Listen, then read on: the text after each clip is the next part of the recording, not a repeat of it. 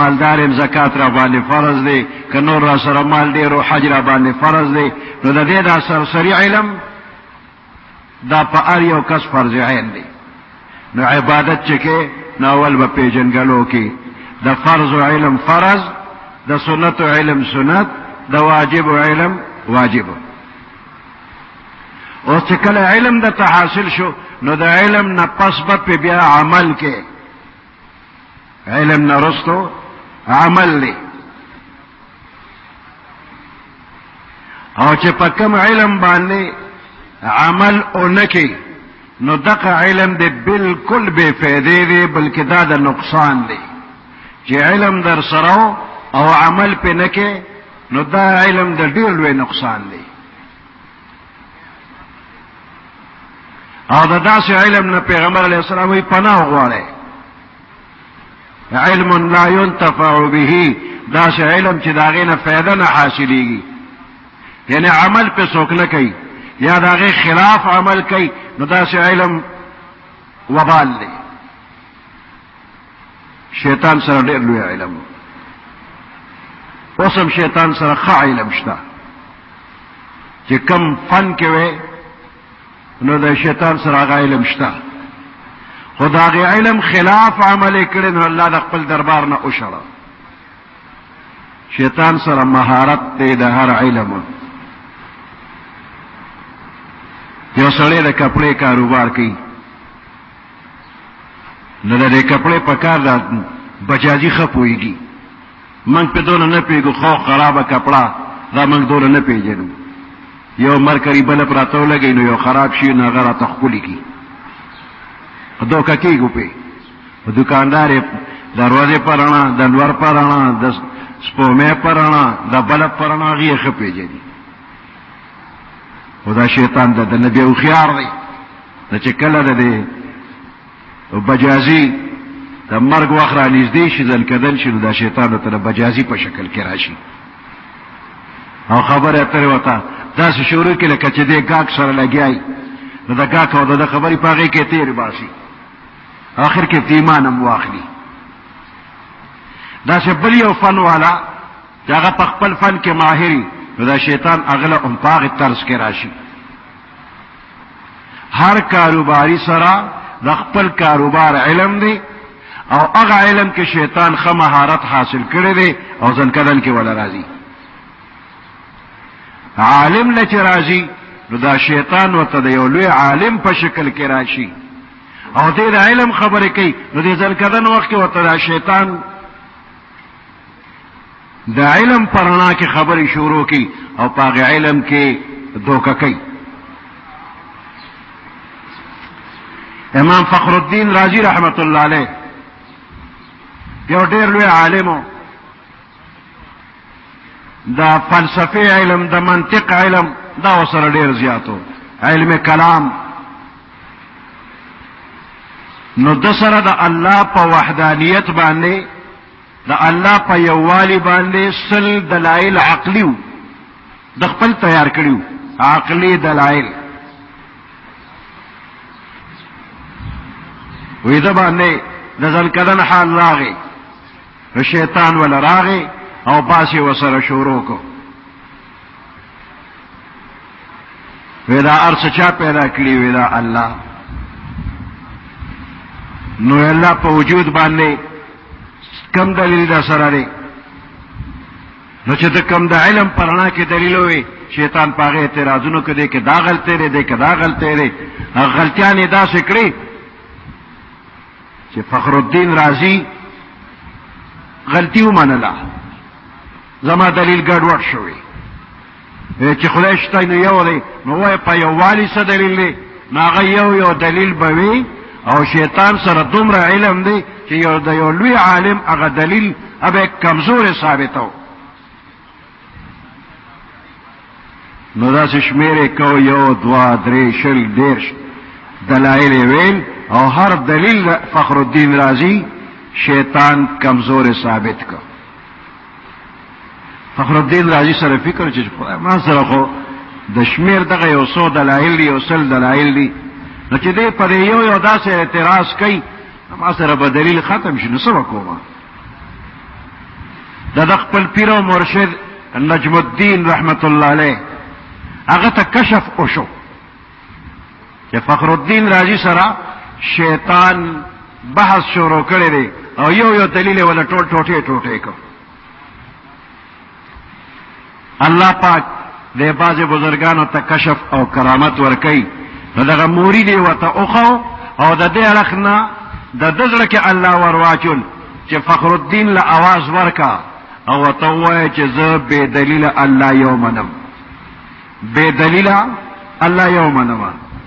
دا आवाज د دغه خلینو اوته او فخر الدین رازی ته ورسېد او هغه شیطان ته ویل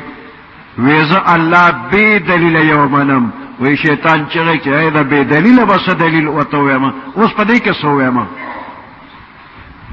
نو شیطان سره دومره علم چې فخر الدین رازی غوندې لوی عالم هغه پړک په اخره کې کله الله د طرفه امداد نه وي نو فخر الدین رازی خویولیو وی گرب استدلال کار دین بودی فخر رازی رازدار دین بودی کچره په دلیلونو د دین باندې کار کړي نو فخر الدین رازی ابد دین رازدارو او په دلیلونو کار اون شو د الله پاک په فضل باندې ته نبات شو شیطان سره ډېر لوی علم دی خو عمل وسره نشتا چې عمل نشتا الله د خپل دربار شړلې دی فاخرج فانك رجيم ازرقشا الله اشړ ویرټو نو اول علم دی ورپسې عمل دی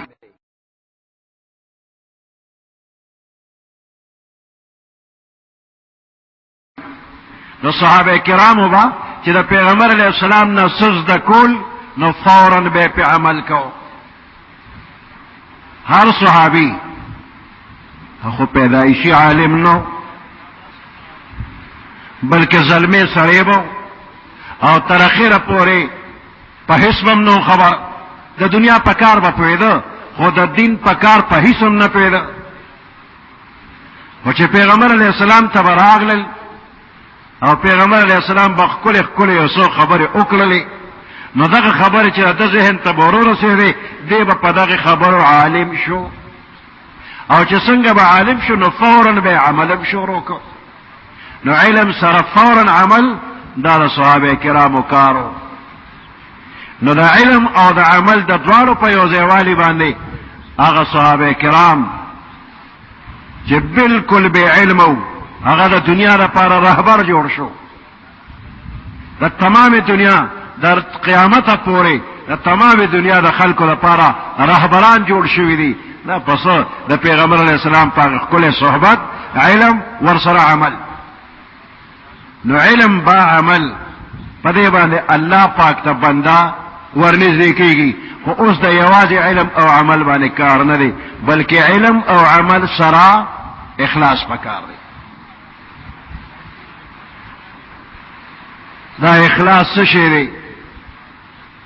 چې ته کم کار کې رته پزړه کې دا اوایا چې زه دا د الله د رضا لپاره کوم من په دې باندې الله رضا شي نو کله الله د رضا لپاره کار دی وکړه نو ستا د علم او د عمل کې برکت واچول شو ته په الله ته نږدې شولې او کنه ستا په عمل کې د دنیا سبل وجوا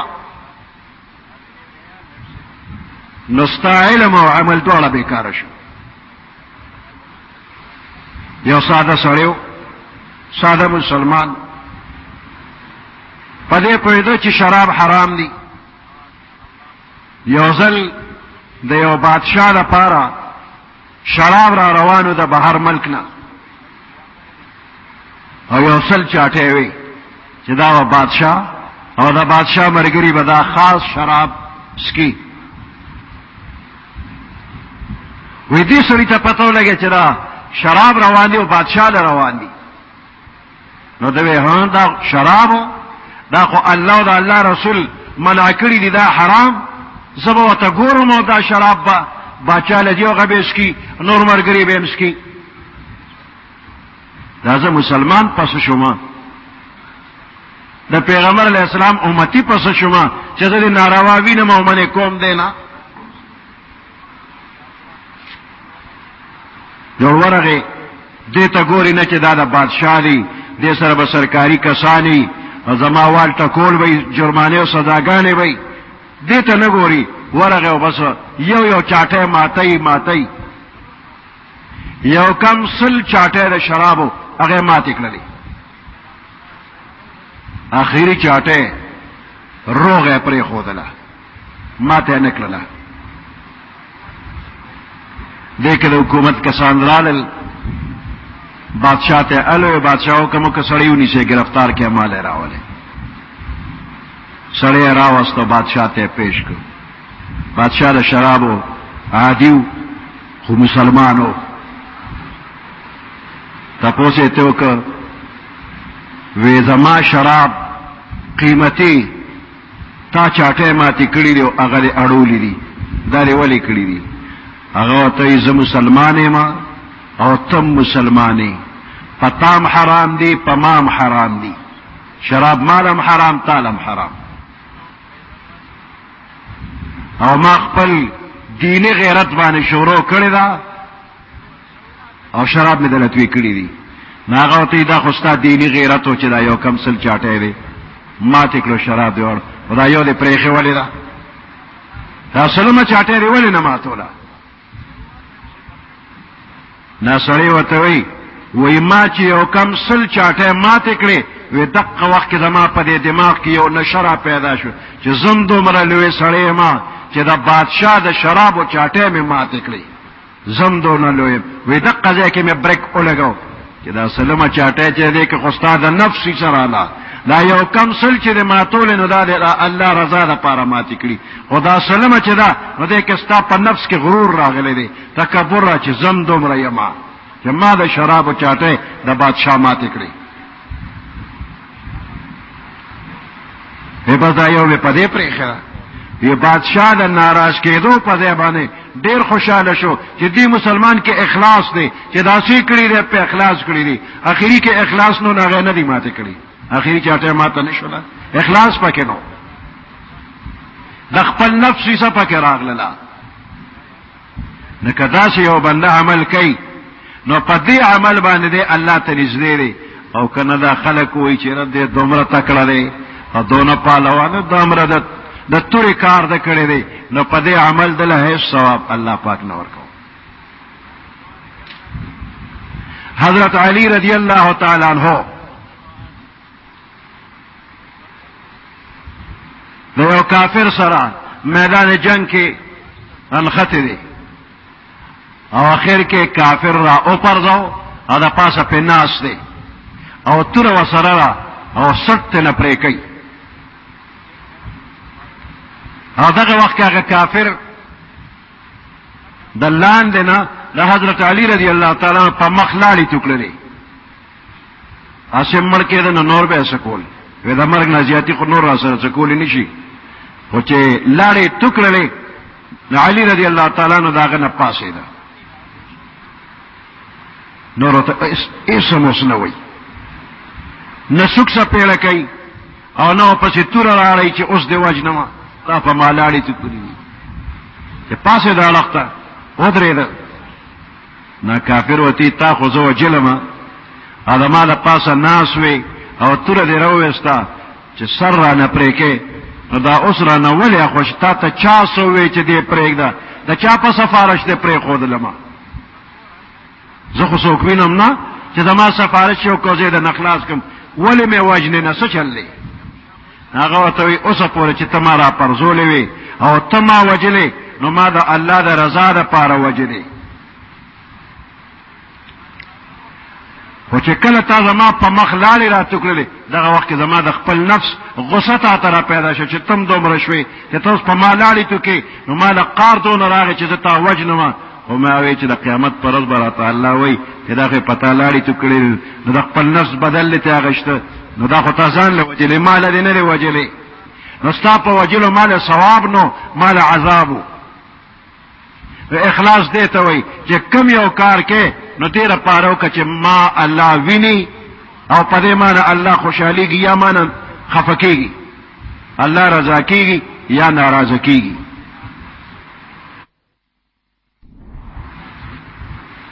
طالون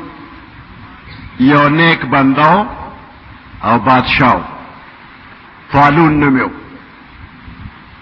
دیندار بادشاہ او یو یتیم چاول ورکو داغ یتیم نمو احمد نا اغا ماشوم دی طالون واغشتو او داغ پرورش او تربیت اغا شروع کړل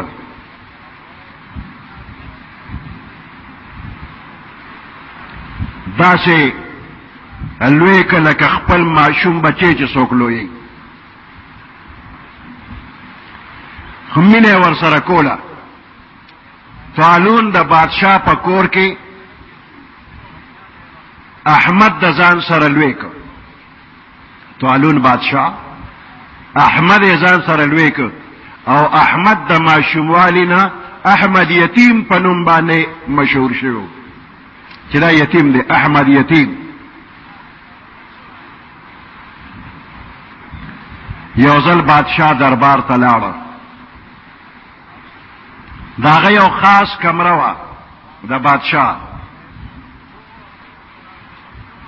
کور طرف ته هم دروازه او بهر طرف ته هم دروازه وا او په دغه دروازه کې په دغه کمره کې دننه د بادشاہ څخه خاص شی پاتې شو او د دربار نه طالون احمد یتیم راولېګ چابي ورکړې وربشي د بهر نه باور کولو کې او زما په دغه کمره کې فلانې شی دی هغه مال راوړي احمد یتیم راغی او چې څنګه د کمرې هغه ور کولو کو ورننه وته نو وی کتل چې دا طالون بادشاہ خزا او پردې سړی ور سره په بدکار لګیا دی خاون خو دربار ته تللی دی خو پردې سړی ولید غلط کار شروع دی دسترګې ښکته کړلې سړی او تختیده چې سړی او تختیده نو خزه پاتې شوله نو خزه فورا رااله دله په خپو پرېوتل او مینت او زاري شروع کړ او دله دعوت ورکړ وی کم کار چې دغه سړي کا هغه ته وکړه احمد یتیم ته وی ته دا کار وکړه اوس احمد یتیم چې ناغه وی چې طالون زما محسن دی زه ماشوم لوی کړلم او زما پرورش او تربیت کړې دی ما سره خېګړه کړې ده نو زدا چې غلط کار وکم دا کار اسم حرام دی خو دا یو خپل محسن سره دا شکار کولو دا نورم سخته ګناه ده وې دا کار نه کوم نو یو خو دا غلط کار نه ځان بچ ک او دوی دا کار وکړ چې طالون زما محسن دی او کزه دې خبره الوه ما نو دا غزل ته بدرد ورشيږي او بل دا چې دا خدا هم یو مسلمان نه خو ګناګار ده نو پرده په واچولا سړی او پیجند هغه پرده واچولا هیڅ غږیو نه کو خاموشه سره وخت تیریږي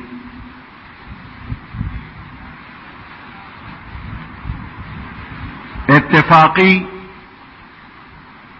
طالون د خپل خځې طرف ته توجه کم شوله نو خزه پزړه کې شیطانی خیال راغی چې دا سړی ما ته توجه نه کوي نو دا به احمد یتیم وته الویلی وي نو ځکه ما دا ډېر لفت نه راکوي خو احمد یتیم چې څه لیدلی دي څه خبرې اورېدلې بس پزړه کې دننه داسې ایښي دي لکه مړی چې قبر کې کېدی او بیا څوک نه ګوري د دې خبرې ذکر چاته هم نه دی کړی خو د ښځې زړه کې شیطاني خیال راغی چې سړی راته ښه نه ګوري نو دا به ورته احمد یتیم به ورته ویلي نو خپل زړه کې یو منصوبه جوړه کړله او بادشاہ ته وی ځان ډېر غمجن ښکاره کړ او ته چې ولې خفه وی خفه به نیمه چې احمد یتیم تا په خپل کور کې لکه د خپلو بچو لوی که او ته نه وې هغه په ما باندې حمله وکړله خو ما ته ځان بچ که زما په عزت لاس پورته که خو ما ته ځان بچ که دا تا په کور کې لیکنه داسې کار یې سره کو د طالون په زړه کې راله چې یو ځل خو ما چابي ورکړو چې کور ته لاړ شه زما کمرې نه فلانې شي راولم دقه ورځ باندې به دا کار دې کړي که نه د هغه په زړه کې یو جوش را پیدا شو چې ښه ما در سره ښه وکړله نو ته ما سره داسې کې چې زما په کور حمله کې جذباتو کې راغلی دی او یو سرکاري سړی هغه ته وی چې تاله به زه یو سړی را لېږم یو لوښی به ورسره او تا ته وایي چې بادشاه دا لوښی راکه دا د مشکو ډک که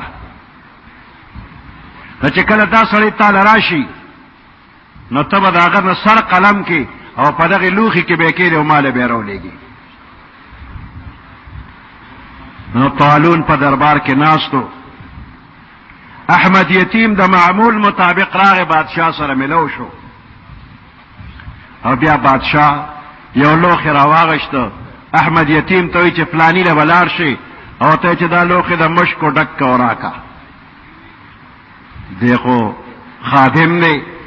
د محسن احسان منی فوراً لوښی واغشته د دربار نه روان شو او دغې خاص سړي له ورځي په لاره کې هغه سړی مخې له راغی چې د بادشاه د ښځې سره ناجایز تعلق و وی احمد یتیم چېرته روانې وی بادشاه صاحب دا لوښی راکه چې دا غفلاني له یوسه او ورته چې دا د مشکو ډک که ورایې که مشک خو ډېر قیمتي دي د دغه سړي په زړه کې رالل چې احمد یتیم له دومره مشک ورکوي ماله دی راکي که نه وی دا خدمت به زه وکړم راکه ماله لوښي احمد یتیم لوښي دغه سړي له ورکړه اوس هغه سړی خاص سړي له ورغی وی بادشاه را لېږلی ما چې دا لوښي واله او دا د مشکو ډک که راکړه هغه ته یې راځه کېنه اوس به یې ډک کړمه په جوړ راغله تیاره توره راواغشتله او دا سړی چې څنګه و نو سر ته پرېوته احمد یتیم هم دربار ته ورغی هغه چې سړي ته وکتل احمد یتیم راغی دې خوا مخکې لوښي واپس را ورسېده لوښي نه چې سر لړ کړ نو هغې کې بل شی پروت دی احمد یتیم ورته مخامخ روغ ولاړ دی یو ځان له یې راوغوسته وی دا څه معامله ده هغه ورته څه وی خو تا لوښي راکړه چې دا سړي له یوسه چې راله د مشکو ډک که نو په لاره دا سړی راغی ده راته چې زه به یوسم نو بس ما لوښي هغه له ورکړه نور خو نیم خبره وی ته راشه وګوره چې هغه لوښي نه سر لر کې وی کته نو د سړي سره پروت دی وی دا څوک دی نو احمد یتیم ورته وایي چې صاحبه تا ما سره احسان کړی دی تا په کور کې زه لوی شم او ما سره ډېرې ښېګړې کړي دي خو تر اوسه پورې ما په زړه کې د راز یو خبره ساتلې وه چاته مې ال نه وي خو تا یو ځل زه خپل بیټک ته لېږلی م خپلې خاص کمرې ته خو چې څنګه زه ورغلم نو دا سړی چې دا سړی اوس پروت دی دا سړی ما ولیده چې ستا په کور کې بدکار شروع کړی ډېره سات زما نه وتښتېده او ستا کور والا مالم دعوت راکړه خو ما ستا احسانات مخې ته رالل نو ما وی چې اسم ګناه ده خو د محسن په کور باندې حمله ده نورم ګناه ده نو ما کار ونه کړ نو بادشاه ورته وی چې ښځې خو ما ته یاد کړی وی چې تا حمله کړې ده او ما ستا د وجلو حکم کړی دی تا له چې مې لوښي درکړ